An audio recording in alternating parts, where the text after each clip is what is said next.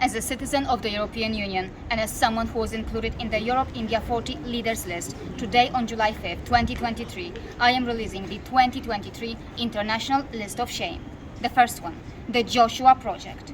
For many years, Christian fundamentalists, Christian nationalists based in the Western world and other radicalized Christian elements have been openly running operations that shamelessly seek total evangelization of the world.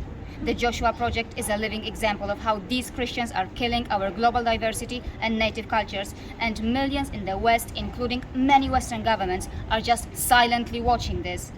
The second position in the 2023 International List of Shame belongs to the BBC.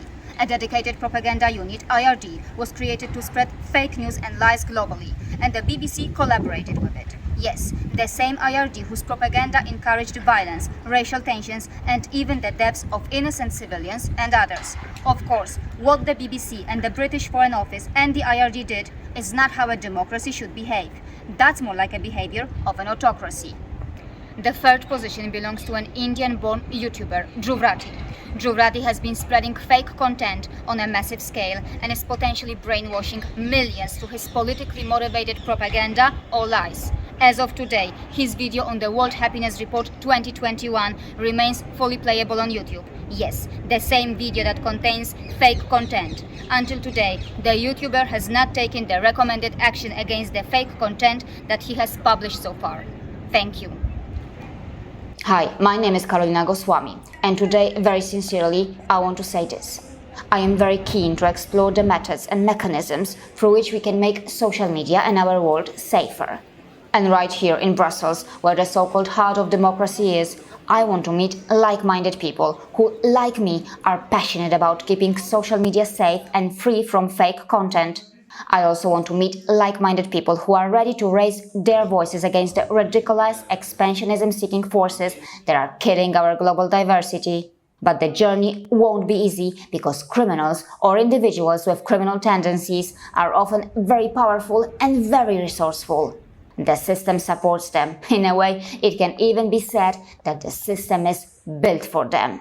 For example, the Information Research Department, IRD, which was described as the British government's fake news machine, caused a lot of irreversible damage in many countries before it was discreetly shut down. Yes, I want to ask this. How many of you even know about the British government's secret propaganda unit, IRD, that not only collaborated with the BBC, but also worked with British embassies around the world to supply fake news or to influence overseas journalists and opinion formers? And even now, things do not seem to be all right. In his book, The BBC, Myth of a Public Service, Dr. Tom Mills has highlighted the ongoing close relationship between the BBC and the secret British state. According to Dr. Mills, the World Service and BBC monitoring are deeply embedded in the foreign policy, security and intelligence apparatus of the British state.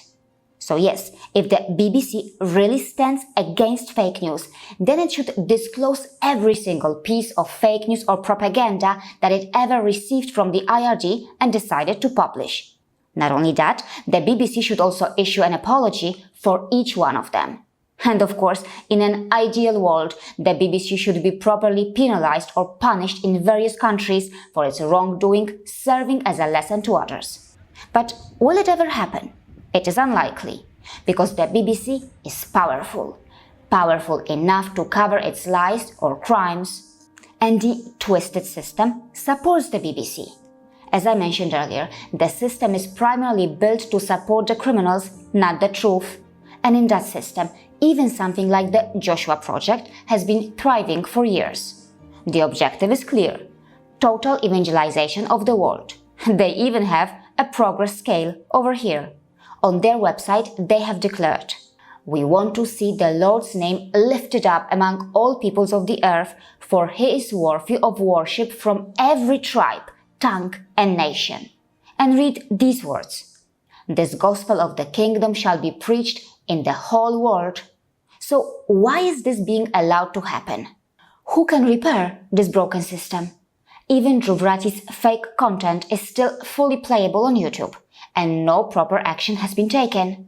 It seems clear that the system is rotten, and if one wants to fight this, one must go against the tide and take a lot of risks. Yes, I have risked almost everything. Sometimes I feel alone in this battle. I know that they may want to target or threaten me, but I do not want to stop.